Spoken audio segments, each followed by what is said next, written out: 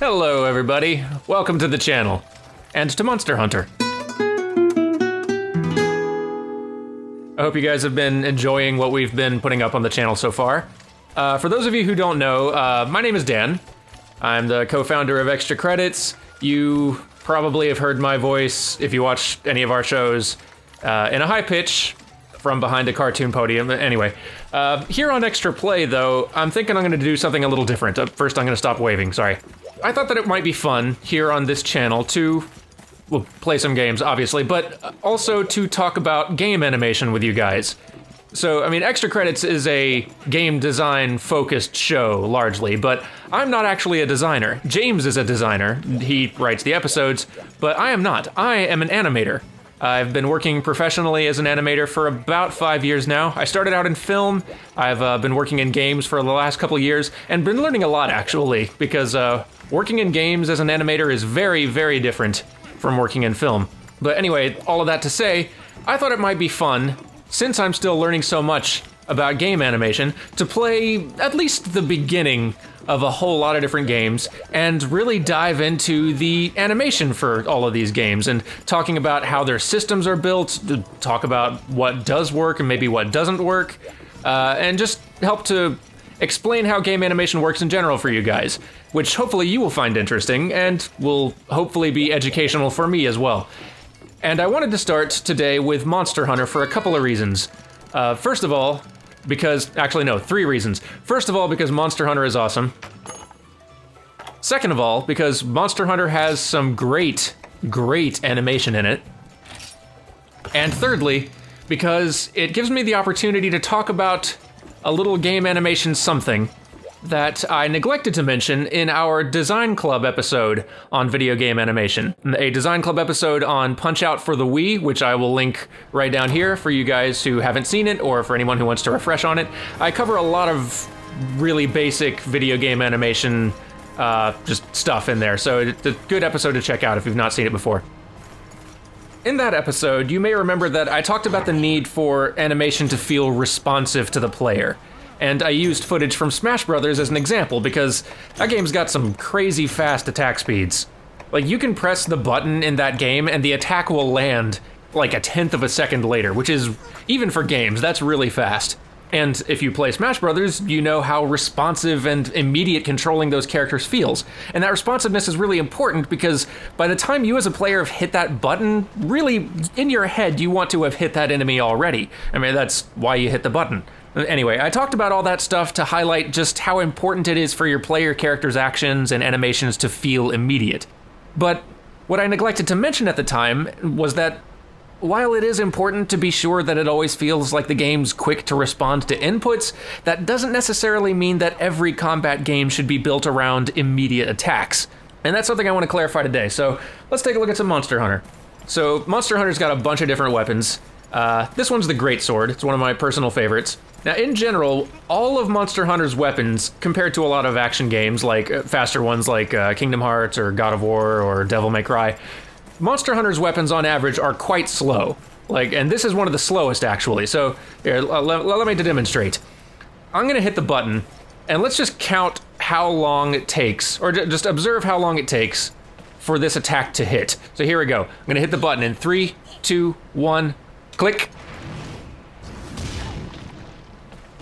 Just hit Cha-Cha there, but he's cool with it. That was a slow attack, right? Like, that took like a full second to hit, and then like another second recovering from it. And I could cancel out of that recovery, but still, 2 seconds for an attack is pretty nuts. And all of the attacks with this weapon are that way. Like, watching me chain this together, like every weapon swing is really slow, really heavy, really big, very powerful for sure. Like, this is a very strong weapon, but still, very slow attack speeds. Some weapons are definitely faster, like if you got your sword and shield or your dual blades or various other weapons can be a bit faster, but still, they are not Smash Brothers fast by any stretch. And for a player who's more used to faster action games like Bayonetta or Devil May Cry, this might feel frustratingly slow and sluggish and even unresponsive, but Monster Hunter is a very different kind of action game from those, and I'd actually put Dark Souls in the same category, I think. Monster Hunter is the kind of game that is about finding an opening, choosing a moment, and committing to an attack. And you gotta be really careful choosing that moment, because this is a game where you really need to not get hit.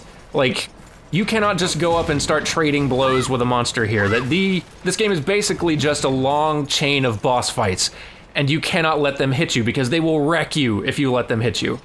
It's all about finding an opening, landing a hit, and jumping clear. And that's reinforced by having attack speeds that take some time. Like, taking a swing with this weapon is a commitment. So that whole idea of having to commit to an attack is reinforced by the attack speeds of the weapons, by the enemy's attack patterns, and the animation helps to sell and communicate all of this stuff. Which, I'll get more into that later. Let's actually go in and fight this thing. So, today we are gonna be fighting one of my favorite monsters in all of Monster Hunter, which is Rathian. Rathian has been in Monster Hunter since the very first game, and she's just the best. I don't think I'm going to talk about the actual creature animation as much in this particular episode, just because I got so much I want to talk about with the player character animation, but I may have to do just a whole follow-up video later, just fawning over the great creature animation in these games, because they have some amazing stuff. Where is this boss? I spent so long talking that I'm actually not sure where she should normally be right now. Oh, there she is. Hello. Say hello to Rathian. One of the best, most fun bosses to fight, still, in Monster Hunter. Look at that. That looks so cool. Yeah, just stellar creature animation in Monster Hunter games all around. Anybody who's played a lot of these games knows. And the thing is, they've been getting even better at it with each entry. Like, Monster Hunter 4 has some really, like, even on being on a 3DS, some of the creature animations in it are just stunning. Gore Magala is the creature that really comes to mind to me. So just looking at my player character running around right here, which is a little hard to focus on when you've got a huge, oh no, which is a little hard to focus on when you've got a huge dragon trying to roast and destroy you. Something that I always notice with Monster Hunter attacks is that the way that... sorry, distracting. Is that the way that the attack combos chain together look really nice. And they look different for every weapon, too. Every weapon swings and attacks and controls very differently, which lends each one of them personality. And really makes them feel distinct and different from one another. Like, fighting with a lance is really different from fighting with this greatsword. Fighting with a sword and shield is really different from fighting with this greatsword.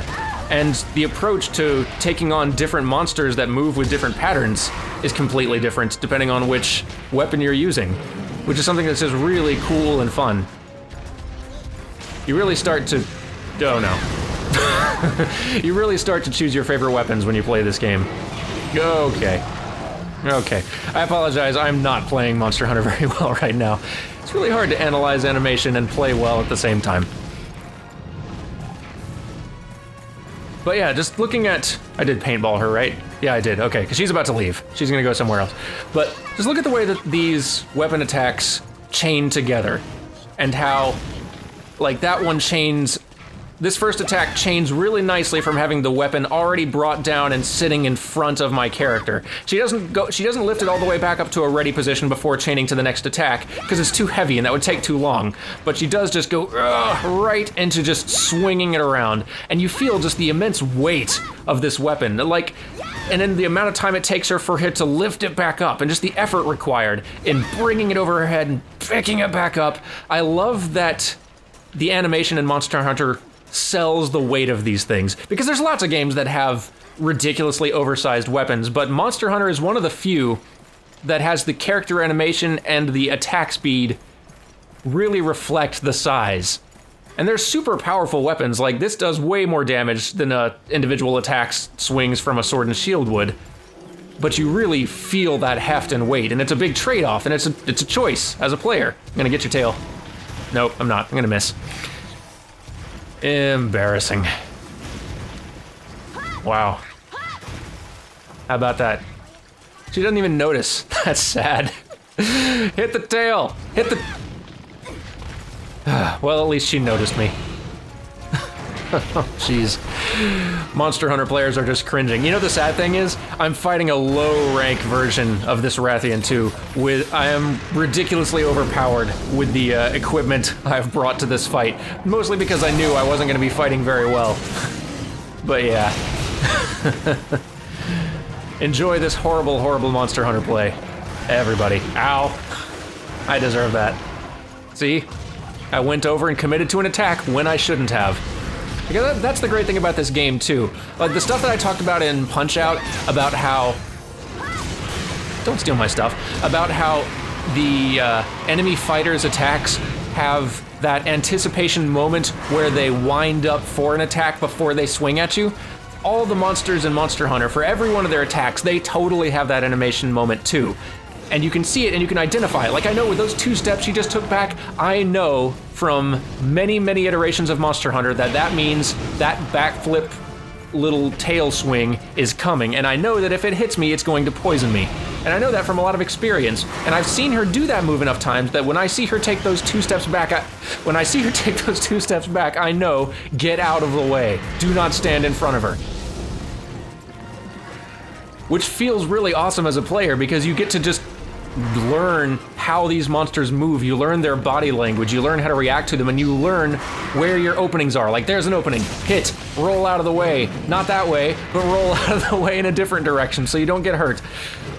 And the way you get better in these games is mostly from your own skill increasing. Like, you don't level up in these games, you get better gear by taking monsters down and crafting new weapons and armor out of their hides and components that you carve off of them. Which feels really cool on its own, but even with super, like, awesome high-rank gear, you still can't go up and just trade blows with these things. They'll still wreck you. So you still just have to get better at learning them. You have to learn their attack patterns, you've got to learn to avoid attacks, and learn when you can run in to chain together some good hits. I really want to cut off her tail. That's a thing I can do, and it gives me an extra carve. I'd love to be able to do that. I'd love to be able to do that. First, I have to actually hit her tail. At least I hit her feet and knocked her down. That's something. Cut off the tail. This is embarrassing. But I am just completely whiffing with this greatsword over and over. So some other stuff I'm noticing, looking at the animation of my character here. My guess is that most of the human character animations were made with motion capture. At least as a foundation. There's a lot of stuff that's stylistically added on top, like some of these walks and stuff and runs and stuff like that. These may have been animated by hand, but there's just enough subtlety to the body mechanics and the torso and the spine and stuff like that that can be really difficult to sell. And some of their gestures as well feel very... I'm not explaining this very well, but it just looks to me there's not an uncanny valley effect, but there's a level of preciseness and perfection there that feels to me like a person in a suit that they have captured the motion for. It would be very time-consuming and difficult to, and require a good deal of skill to perfectly replicate that by hand. And given that they're just trying to make it look really naturalistic, it really would, motion capture would be the best tool for the job in this case. Because if really the end result that you're wanting is just to make it look really naturalistic like a normal human doing these things, and you're wanting to capture all the little subtleties of balance and weight shifts and just everything involved in making a really naturalistic, realistic human performance, motion capture is the tool for the job, for getting a lot of that, for getting just a lot of that work done quickly. You could waste so much time and money trying to replicate that by hand. Especially in a game. Games require just so much... Oh, she's limping. I'm winning! Huzzah! Get the tail! Yep, too late. I'm not gonna get that tail, am I? That's a good sentence, out of context. Anyway. What was I talking about? Another thing that makes me think that it's mocap is that despite the naturalistic body mechanics, there's a sort of, the actual physical performance and the body language of all of these gestures and motions feels really goofy and exaggerated. Not like goofy and cartoony like a like Looney Tunes exaggerated, but like it looks like the sort of stagey acting that you would see somebody in a mascot suit do. Like here, let me show you. Well, let's pretend for a moment that my character here is a mascot for some sports team, the Washington Hunters. This is the mascot for the Washington Hunters. So like, okay, mascot, wave like you're happy to see me. There you go, perfect.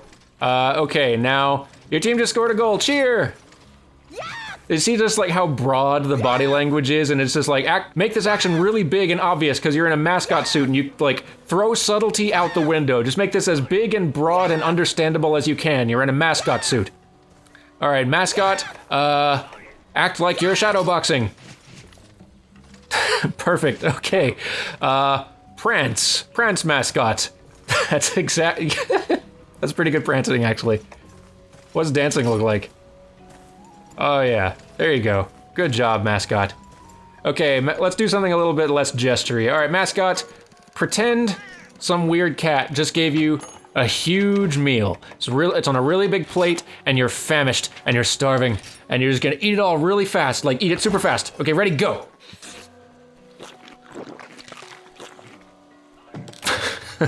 Perfect. Now you've had a big meal, and you're full, and it's made you tired and sleepy. You know, go flop in your bed and go to sleep. Exactly. You see what I mean though? Like it's really big and broad and exaggerated because the character doesn't have a face. They can't really express. I don't think that their face texture animates at all. I think it might just be a flat texture all the time. And they don't have any animatable fingers either. They really just have, all they've got is just really basic, crude body language to communicate and express anything. So they've got to make it as broad and obvious as possible. Another effect of having these animations be so goofy and exaggerated is that it keeps the tone light, which Monster Hunter, I think, has always tried to maintain. Just a little bit of that not taking itself too seriously. Having some laughs. Oh, yeah, here we go. Gonna charge up a big hit. Here we go. Okay. You're kidding. This is just sad. I have put over 100 hours just into this iteration of Monster Hunter alone. I have played every Monster Hunter game since the very first one on the PS2, and I've been a big fan of it ever since. And that's doing nothing for me here. You wouldn't know it. That's also probably gonna be the running theme of this animation series, isn't it? Just fun, interesting animation commentary, and horrible, horrible play. Get the tail. Get the tail. Just, if nothing else, manage to get the...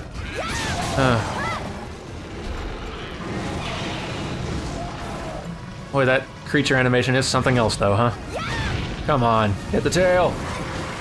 Always just out of reach. So another thing worth mentioning about the character animation in this, the human character animation anyway, is that the player characters do not have any facial animation whatsoever. In fact, I don't think any of the human characters have any facial animation. It's hard to see right here, but the face is just a static, flat, unmoving, unanimated texture just slapped on the face model. There is no expressiveness whatsoever. And that would usually be a really big handicap for a game's ability to make expressive characters. Because the two most expressive parts of the human body are the face and the hands. Those are like the best tools for expressing. And Monster Hunter has neither of those. Because I think all the fingers are modeled as one big chunky block. I mean, this was originally a Wii game. They had to do the best they could with what they had, but still. Didn't get the tail. That's okay. I did not deserve it. Nope. But yeah, like not being able to express with the face, not being able to express with the hands, really. I mean, without the fingers, it's really hard to do a lot of expression with the hands. That's a pretty big handicap to being able to make an expressive, emotive character. Now, in a game like this, where your character really is just kind of a stand-in, there's no personality to speak of, that's probably okay. In fact, it probably was the right choice. Because while it means that they can't really get... Did I finish carving? I don't think I did. Focus. Every design decision and every art decision you make is usually a trade-off, because whether it's the limits of your team or the limits of your budget or just the limits of your platform, and this was a Wii game originally, so just to remember, if they had decided to, okay, fully model out and rig the character face so they could express as much as they wanted to, devoting those bones and those extra polygons to the face and that extra texture resolution, everything that would be involved in doing that, or extra bones and extra geometry in the hands to be able to get fingers, and fingers are a lot of bones. It's like 2 or 3 bones per finger. That's a huge addition to the bone count. That would mean that they would have to cut back somewhere else to maintain performance. Maybe they would have to cut back a bit on the fidelity of the animations on the monsters, and you definitely don't want to do that because they're the star of the show here, really. Maybe they'd have to scale back on just some of the detail in the environments. Maybe they'd have to scale back on particle effects. They'd have to scale back somewhere because it'd be a trade-off. And it always is with games. So here, even though they lose the ability to be super expressive with the main character, I think it's actually the right choice for this particular game, for the game they're wanting to make. It's all about getting the most bang for your buck. Actually, speaking of that, let me change weapons real fast just to prove my point further. Like with a weapon like this here is the lance. Notice how much clipping there is. Just whatever, random meal. Notice how much clipping there is of this weapon, of this shield through my body with all of these animations here.